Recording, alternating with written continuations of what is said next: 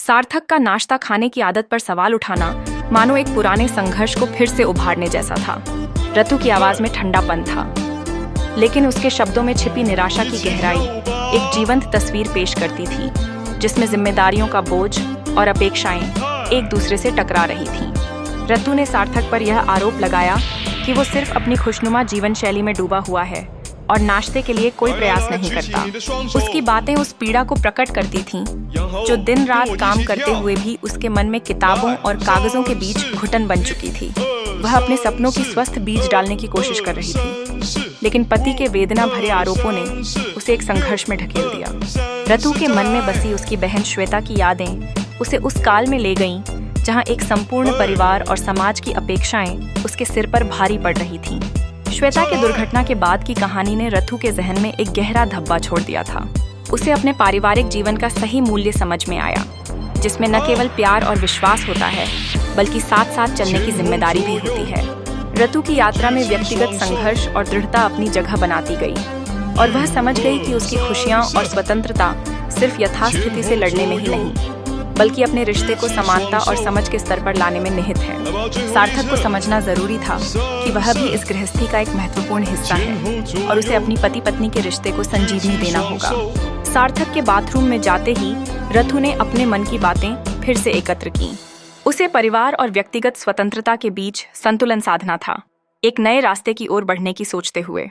उनका संबंध एक परीक्षा से गुजर रहा था, परंतु वह निश्चित थी कि अपनी इच्छाओं को प्राथमिकता देकर वह एक नए रिश्ते की ओर आगे बढ़ सकती है, जिसमें प्यार और जिम्मेदारी का समावेश हो।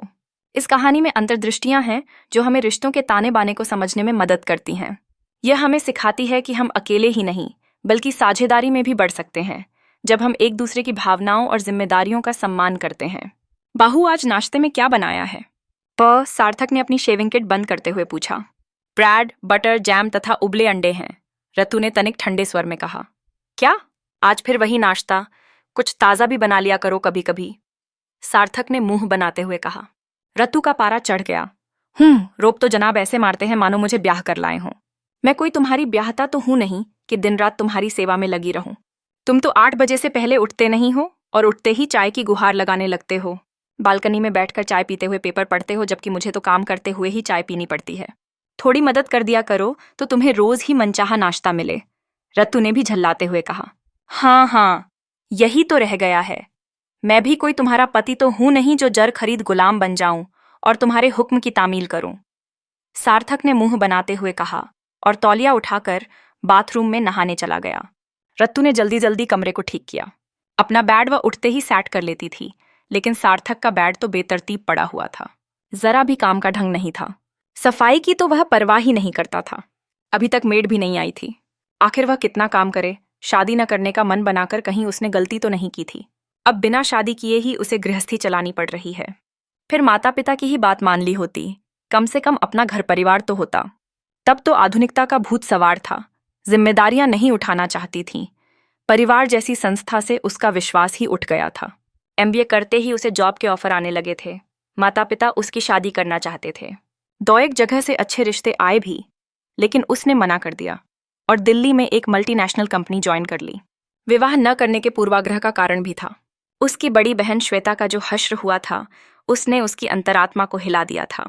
श्वेता बहुत खूबसूरत तथा काफी पढ़ी लिखी लड़की थी। उसका मेरठ के एक बहुत संपन्न तथा प्रतिष्ठित परिवार में विवाह हुआ था। उसका पति अनुज इंजीनियर था। विवाह के 2 वर्ष बाद ही एक सड़क दुर्घटना में अनुज की मृत्यु हो गई। उसकी मृत्यु के 15 दिन बाद ही उसके ससुराल वालों ने उसे दूध की मक्खी की भांति घर से बाहर कर दिया और वह अपनी 1 साल की बेटी वान्या के साथ मायके आ गई। उसकी सास ने कहा, बेटा होता तो यह यहाँ रह सकती थी, किंतु बेटी जनकर उसने अपना यह अधिकार भी खो दिया और उन लोगों ने श्वेता को बैरंग वापस भेज दिया। आगे की कहानी पढ़ने के लिए नीचे कमेंट बॉक्स में दिए लिंक पर क्लिक करें।